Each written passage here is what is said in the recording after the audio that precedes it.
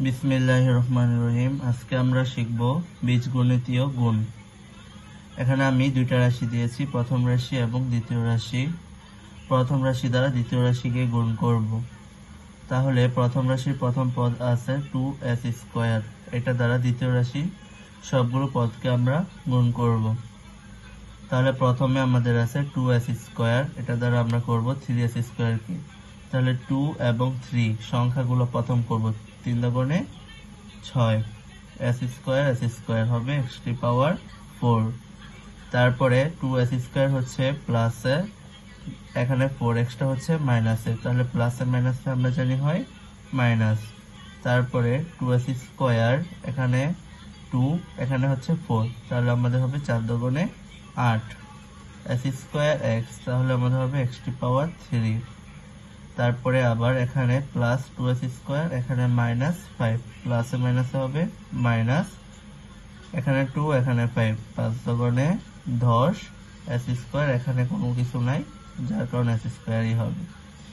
তারপরে plus 3x দ্বারা আমাদের হবে আবার প্লাস 3s² দ্বারা, তাহলে আমরা জানি প্লাসে প্লাসে হবে আমাদের প্লাস 3, এখানে হচ্ছে 3, তাহলে আমাদের হবে 3 3 9, x, আর এখানে হচ্ছে s², তাহলে হবে x³। এখানে প্লাস, এখানে আছে মাইনাস, প্লাসে মাইনাসে হবে -3, এখানে আছে 4, 3 4 12, x, আর এখানে হচ্ছে x, তাহলে আমাদের হবে x²। এখানে আমাদের হচ্ছে 3x প্লাস, এখানে -5, প্লাসে মাইনাস হবে -3 আর 5, 3 5 15, এখানে কোনো কিছু নেই, এখানে শুধু x আছে, ওই কারণে এখানে শুধু আমাদের হবে x। সর্বশেষ -4, এখানে হচ্ছে প্লাস, প্লাসে মাইনাসে হবে -4, আর এখানে হচ্ছে 3 3 4 12, x², এখানে কোনো কিছু নাই, ওই কারণে আমাদের x² হবে।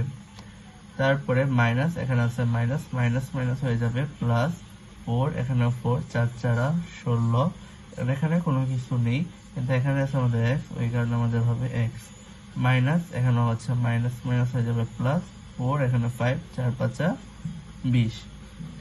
প্রথম অংশটা আমরা করে ফেলেছি, এখন আমাদের হচ্ছে সর্বশেষ যে পার্টটা করতে হবে। এখানে আমাদের দেখতে হবে x⁴ আছে কয় জায়গায়, এখানে x⁴ আর আছে নাই, তাহলে আমাদের 6x⁴ আসবে। এখানে -8 s³ আমরা s³ দেখবো আছে কোথায়, এই যে এখানে আছে প্লাসের, মাইনাসের s³ আছে কিনা দেখবো, নাই।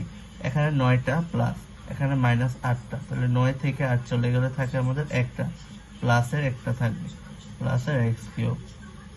তারপরে s², মাইনাসের s², এখানেও মাইনাসের s², এখানেও মাইনাসের s², তাহলে 10 12 হবে 22, আর এখানে হবে 12, 22 আর 12 হচ্ছে আমরা জানি 34, সবগুলো হচ্ছে মাইনাসের 34, সাথে আছে s²।